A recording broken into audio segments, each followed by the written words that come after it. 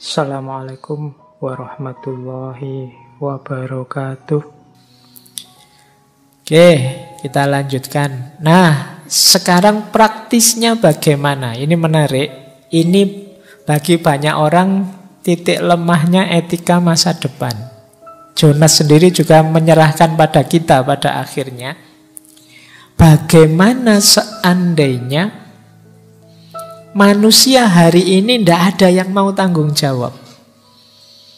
Kalau semua orang tidak ada yang mau berkorban untuk masa depan, apakah kita masih tetap mau demokrasi? Kalau demokrasi itu kan ya memang haknya mereka, Pak, tidak mau tanggung jawab. Memang orangnya memang belum ada di masa depan. Nah, akhirnya kata Jonas apa? Kalau begitu mungkin perlu satu benevolent dictatorship. Benevolent dictatorship itu diktator yang baik hati tapi. Diktator yang baik. Diktator itu kan memaksa, tapi ini baik dia. Dipaksa ke arah kebaikan. Jadi ada kata Jonas, kalau bisa di masyarakat, kalau sulit, orangnya tidak sadar semua, Pak, sekedar buang sampah sembarangan saja, strategi apapun tidak mempan, Pak. Barang siapa buang sampah, denda 50 juta, ya tetap dibuang sampah sembarangan. Barang siapa buang sampah begini, taruhannya nyawa, saya baca di mana itu, ya tetap buang sampah sembarangan. Sulit, Pak, ini menghadapinya. Ya sudah, kata Jonas, kalau di masyarakat ada satu elit khusus yang tugasnya memaksa. Jadi memaksa orang dengan aspek kelestarian ini. Jadi mungkin karena memaksa itu berarti ada hukumnya, tapi ada istilah diktatorshipnya. Diktatorship itu dia punya kuasa. Mungkin menghukum di tempat atau apa, kan istilahnya diktatorship. Jadi memaksa tapi untuk kebaikan. Nah, ini nanti ada yang mengkritik Jonas di sini. Jadi karena manusia hari ini itu kan senangnya dengan demokrasi. Haknya manusia dong. Kalau memang milikku mau apa? Kayak tadi loh. Ini tanah-tanahku, tak bangun apa kan suka-suka aku. Tak bikin apa suka-suka aku. Wong ini uang-uangku. Itu kan gayanya demokrasi.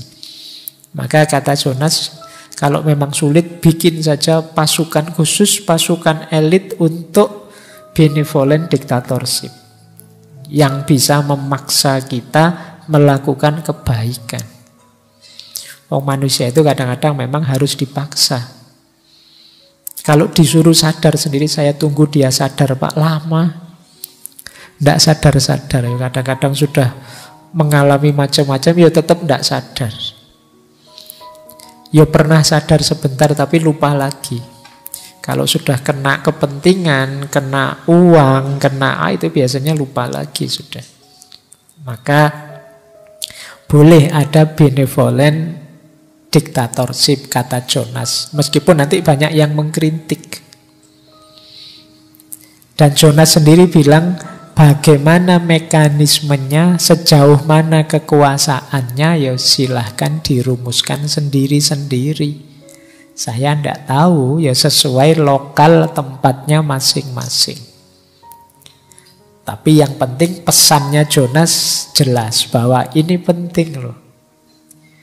Mungkin kelihatannya idealis, tapi kalau kita tidak peduli ini, ya nanti memang apokaliptik, situasi kiamat yang akan kita hadapi, ya situasi yang kita ciptakan sendiri, kelakuan kita sendiri.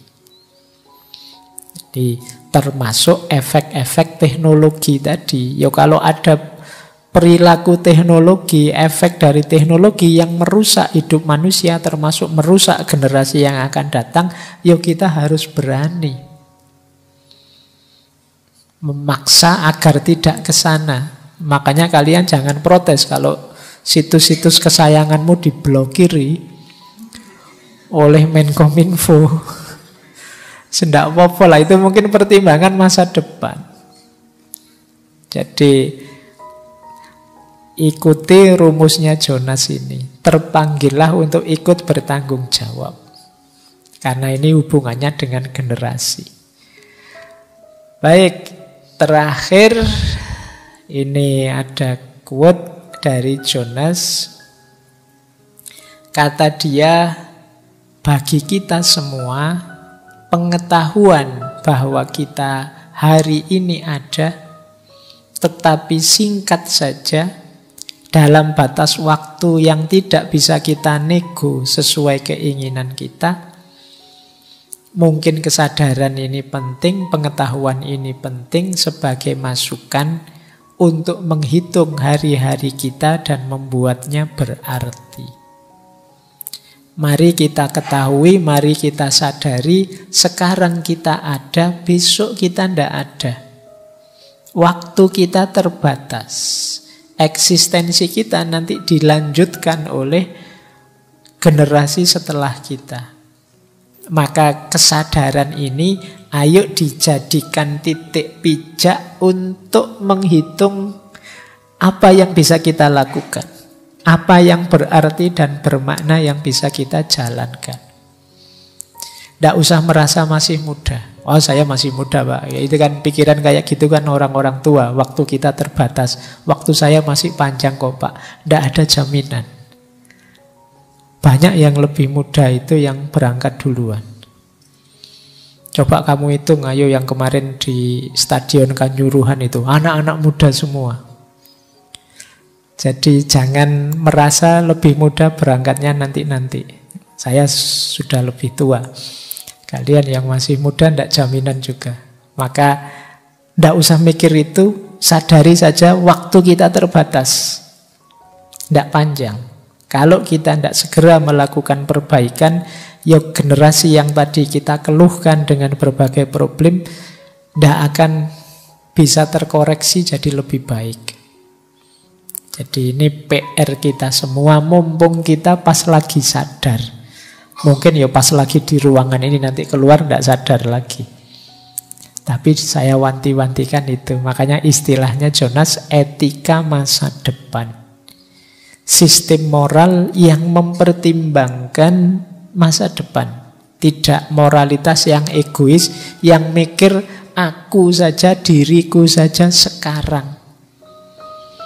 Gimana caranya aku dekat sama Allah, gimana caranya jadi orang soleh, gimana caranya sampai aku bisa mencintai Allah, bersatu dengan Allah. Oke, alhamdulillah itu bagus. Tapi jangan lupa anak cucu kita.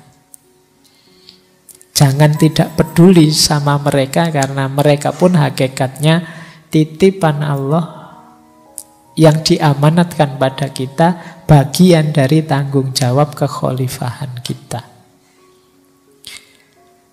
Baik, saya kira itu ya untuk malam hari ini, pesan masa depan dari Han Jonas.